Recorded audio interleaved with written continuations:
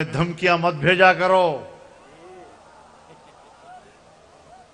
وردی والوں، ایجنسیوں والوں، ہمیں دھمکیاں مت بھیجا کرو۔ دھمکیوں سے ہم ڈرتے نہیں، ہم بگڑتے ہیں۔ ہم تو تحمل کا مظاہرہ کر رہے ہیں۔ ہم نے تو ان جیالوں کو قابو رکھا ہوا ہے، اور اگر ہم نے آنے کا فیصلہ کیا تو تمہاری گولیاں ختم ہو جائیں گی، ہمارے سینے ختم نہیں ہوں گے انشاءاللہ۔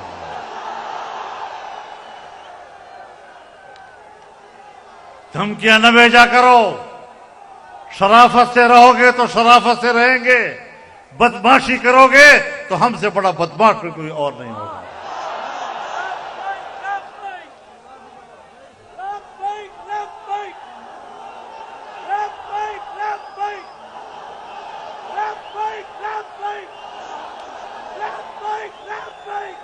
میرے محترم دوستو،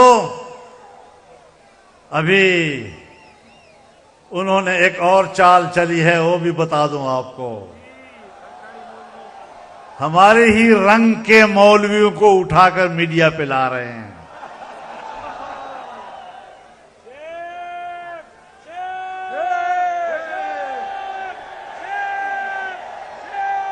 لیکن میں بتانا چاہتا ہوں کہ تم جس طرح علماء کو لڑانے کی کوشش کر رہے ہو، ہم علماء سے نہیں لڑیں گے۔ ان علماء سے ہماری کوئی لڑائی نہیں ہے۔ ہم جانتے ہیں کہ اس کے پیچھے کون کار فرما ہے، اور اب انہوں نے شوشہ چھوڑا ہے کہ صاحب 29 اگست 2019 کو ایک معاہدہ ہوا تھا اور حکومت کے ساتھ وزارت تعلیم کے تحت رجسٹر ہونے کا فیصلہ ہوا تھا۔ تو یہ تمہیں یاد ہے کیا؟ ہمیں یاد نہیں؟ اور جب الیکشن سے پہلے یہ ڈرافٹ تیار ہوا اور اسمبلی میں آیا، اس وقت تم نے یہ شوشہ کیوں نہیں چھوڑا؟ اس وقت تمہیں یہ 2019 کا معاہدہ اس وقت کیوں یاد نہیں آیا؟ اور اب جب اسمبلی اور سینٹ دونوں سے پاس ہو رہا تھا، اس وقت تمہیں یہ معاہدہ کیوں یاد نہیں آیا؟ میرے دوستو، سن لو ایک بات۔ ہمارا حکومت کے ساتھ معاہدہ 2004 میں ہوا۔ 2004 میں وہ قانون کی صورت میں، بل کی صورت میں اسمبلی میں لایا گیا، باقاعدہ ایکٹ بنا ہے۔ ایک قانون کے تحت ہم نے اس کو قبول کیا ہے۔ اگر 1860 کی سوسائٹی ایکٹ میں رجسٹریشن کا مسئلہ تھا تو ایک شق نمبر 21 کا اضافہ کر کے دینی مدارس کے لیے ماحول بنایا گیا۔ اشکالات دور ہو گئے۔ بھائی، ہم ایکٹ کی بات کر رہے ہیں۔ ایکٹ قانون ہوتا ہے۔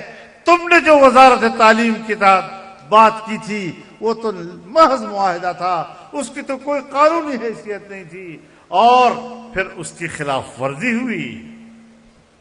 آپ جانتے ہیں اور جان لینا چاہیے کہ دینی مدارس میں ہم سرکار کی مداخلت تسلیم کرنے کو تیار نہیں ہے۔ مدارس آزاد ہوں گے، آزاد حیثیت میں اپنا کام کریں گے۔ 2004 اور 2005 میں ہم نے آپ کو بتایا، اور آپ کے ڈیمانڈ پر ہم نے آپ کے ساتھ معاملات طے کیے۔ آپ نے کہا مدارس کا مالیاتی نظام، ہم نے کہا بالکل ٹھیک ہے۔ آپ نے کہا مدارس کا تعلیمی نصاب، ہم نے کہا بالکل ٹھیک ہے، آئیں بات کرتے ہیں۔ آپ نے کہا مدارس کا انتظامی ڈھانچہ، ہم نے کہا آئیں ایک دوسرے کو سمجھاتے ہیں۔ ہم ایک دوسرے کو سمجھانے میں کامیاب ہو گئے، معاملات طے ہو گئے۔ دینی مدارس میں میٹرک تک تعلیم دی جائے گی، یہ معاملات طے ہو گئے۔ ان کی صنعت کو ایک مستقل گریجویشن کی حیثیت حاصل ہوگی. پھر 2010 میں معاہدہ ہوا اور یہ طے ہوا تھا. اور پھر جو آپ لوگوں نے وزارت تعلیم کے ساتھ بات چیت کی، اور اس وقت تو آپ کی تنظیمیں بھی نہیں تھیں، اس وقت تو آپ وفاق میں تھے، اس وقت تو آپ کی تنظیمیں نہیں تھیں، اپوزیشن یعنی کوئی تقسیم ہوئی نہیں تھی. وفاق کے نظام میں، اتحاد مدارس دینیہ کے نظام میں، مذاکرات کے نظام میں تو آپ کا کوئی دخل ہی نہیں تھا. آپ کون ہوتے ہیں ہمیں یہ سبق سکھانے والے؟ اب معاہدہ ہوتا ہے تو معاہدے کی خلاف ورزی ہوئی. وہ معاہدہ ختم کر دیا حکومت نے. اس معاہدے میں یہ تھا کہ مدارس کے رجسٹریشن ہوگی. وزارت تعلیم سے ہم منسلک ہوں گے، ماتحت نہیں ہوں گے. لیکن تم لوگوں نے ایک ڈائریکٹریٹ جنرل بنایا اور کہا کہ اس ڈائریکٹریٹ کے تحت آپ نے رجسٹریشن کرنی ہوگی. اور جب ڈائریکٹریٹ آپ نے بنایا، اس کا معنی یہ ہے کہ آپ نے دینی مدارس میں مداخلت کے لیے ادارہ بنایا. تو دینی مدارس، بتاؤ معاہدے میں کہاں ڈائریکٹریٹ لکھا ہوا ہے؟ بتاؤ معاہدے میں کہاں پر ڈائریکٹریٹ جنرل ریلیجس تعلیم کا لفظ کدھر لکھا ہوا ہے؟ آپ نے بعد میں یہ ڈائریکٹریٹ بنا کر ہمیں میسج دیا کہ مدارس ہمارے ماتحت ہوں گے. ہم نے کہا ہم آپ کے ماتحت نہیں ہوں گے. 1860 کے ایکٹ کے تحت ہم نے ضرور رجسٹریشن کی ہے اور کراتے رہے ہیں، لیکن انہوں نے تو کبھی ڈائریکٹریٹ نہیں بنایا. انہوں نے تو کبھی ہمارے معاملات میں مداخلت نہیں کی. وزارت صنعت حرفت نے کبھی بھی مدارس میں مداخلت نہیں کی. وہ رجسٹریشن، وہ تو ایک وزارت ڈاک خانے کی حیثیت رکھتا ہے. ہم نے کہا وزارت تعلیم وہ بھی ڈاک خانے کی حیثیت رکھے گا، اس سے زیادہ اس کا کوئی کردار نہیں ہوگا.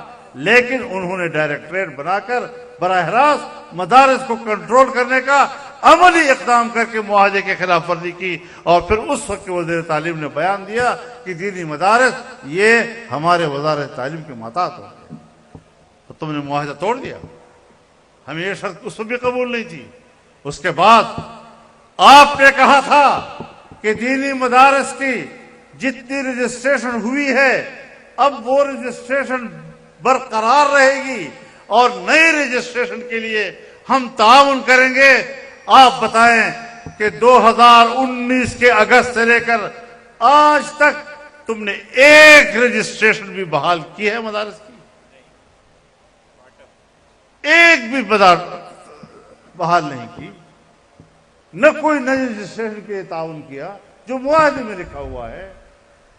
تو جب آپ نے رجسٹریشن ہماری بند رکھی ہوئی ہے، اس معاہدے پر آپ نے عمل ہی نہیں کیا، مزید رجسٹریشن کے لیے آپ اجازت نہیں دے رہے تھے، تو معاہدہ تو آپ نے توڑ دیا.